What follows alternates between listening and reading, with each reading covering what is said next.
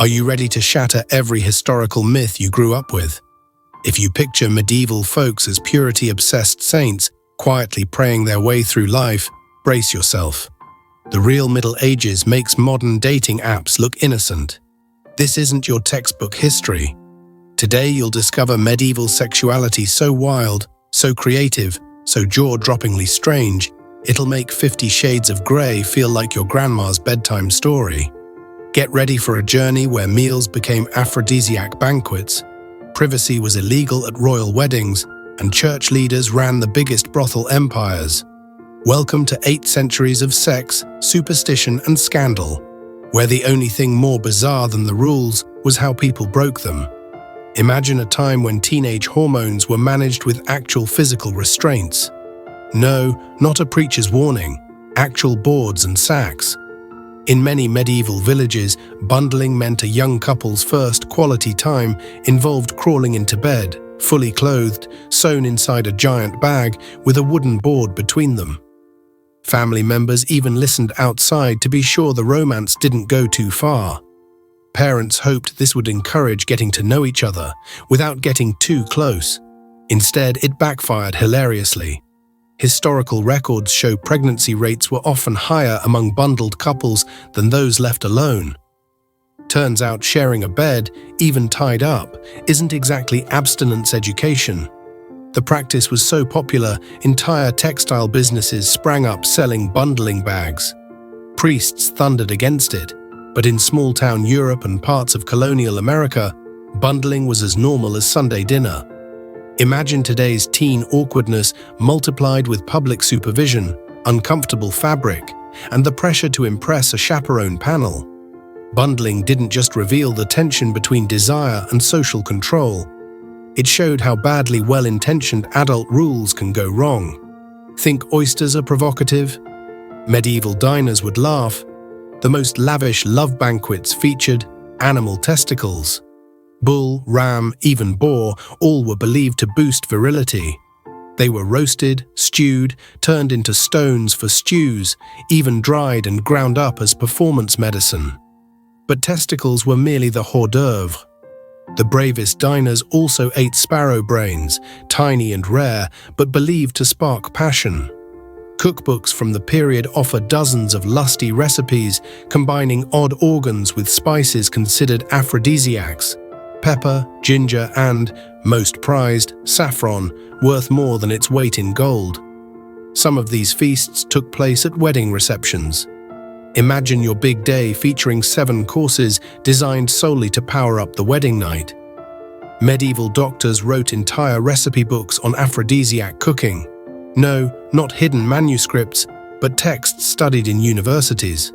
Certain foods were even banned during religious fasts, not for health or luxury, but for fear they'd make chastity impossible. Think modern weddings are stressful. Imagine tying the knot, then being paraded to your bedchamber, with friends, family, high-ranking guests, and clergy following. In noble and royal households, consummation ceremonies required witnesses, not just at the door, but inside the room. The newlyweds would be undressed by relatives, tucked into bed, and sometimes observed during the act, even with the witnesses voicing encouragement. If the crowd didn't actually spectate, they still expected the couple to present blood-stained sheets as proof of virginity. If no evidence appeared, marriages could be annulled and the couple forced to try again, sometimes repeatedly. This twisted blend of shame and spectacle says everything about the era's obsessions. Maintaining property rights, lineage legitimacy, and church power. The couple's intimacy became literal public domain.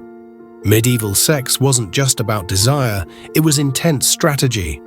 Nobles timed conception using lunar phases, astrological charts, and religious festivals, convinced that cosmic alignment produced smarter, luckier children.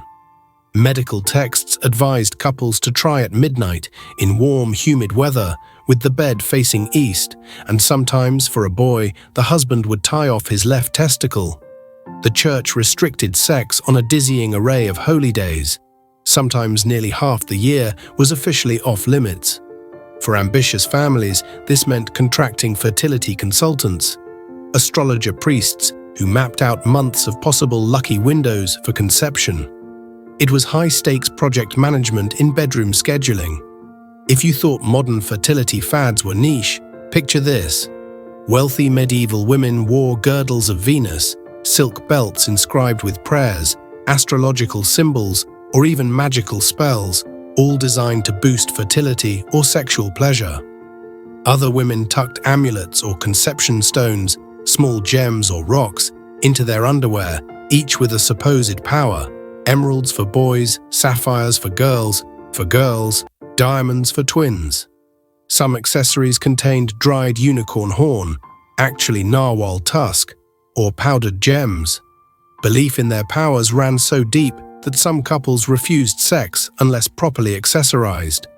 Priests even ran a side business, blessing belts and bedsheets for a fee. Elaborate objects got their own instruction manuals, some surviving today. When actual medicine fails, magical thinking offers comfort. But the class divide grew sharper. Only the rich could afford luxury girdles, while the poor made do with crude knockoffs, reinforcing social divides even in intimacy. Divorce was nearly impossible, but if a woman claimed her husband was impotent, she could seek an annulment, provided she and her spouse survived a legal ordeal more terrifying than any talk show: the public impotence trial. Doctors examined the husband, and sometimes the wife, in detail, but the humiliation peaked with the trial by Congress, where the couple had to attempt sex in a special room while being watched by officials, sometimes repeatedly. If the man succeeded, the marriage stood. If not, annulment was possible, but gossip would follow for life. This morbid spectacle exposed not only the lack of privacy, but a medieval inability to separate public, legal, and deeply personal spheres. It wasn't just peasants or criminals who profited from sex work. Often it was the church itself. In medieval London, whole red light districts were run under the Bishop of Winchester's authority. The church regulated, taxed, and ultimately profited from prostitution, using income to fund churches, monasteries, and festivals. Prostitutes had to follow strict codes: work hours, dress, even what religious holidays they could work, while rent and fees climbed up a chain ending at the clergy.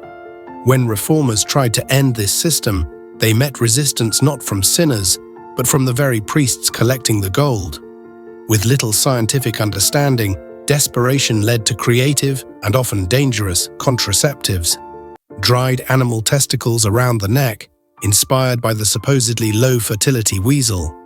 Herbal drinks, some containing actual poisons like pennyroyal, and inserted plugs or potions made from bark, flowers, or disgusting animal parts. Nearly all these methods were useless at best, deadly at worst. But medieval cookbooks and medical texts are filled with recipes and rituals for delaying, spacing, or completely avoiding pregnancy. What should we learn from this centuries-long comedy of errors? First, that the most repressive societies often find the strangest workarounds. Second, human ingenuity and anxiety about sex knows no historical bounds. Whether it's bundling boards, magical girdles, or brothels blessed by bishops, medieval people tried to combine desire, rules, and superstition with predictably hilarious results. Takeaway: when future generations look back at our era's dating apps and fertility tech, they'll probably find them just as bizarre. What's certain, human creativity in the bedroom and in breaking the rules never goes out of style. And there you have it, the medieval world, stripped of its fairy tale filter, revealed in all its bizarre honesty. From wild bedroom rituals to scandalous feasts and church-run secrets, history proves that being human has always been weird, complicated, and full of surprises. If you enjoyed this adventure into the realities they never told you about in class, you're exactly where you belong, right here on Historian Vibe. This is the channel where old stories meet fresh perspective, where every legend gets a reality check and no era is too sacred to explore with an open mind.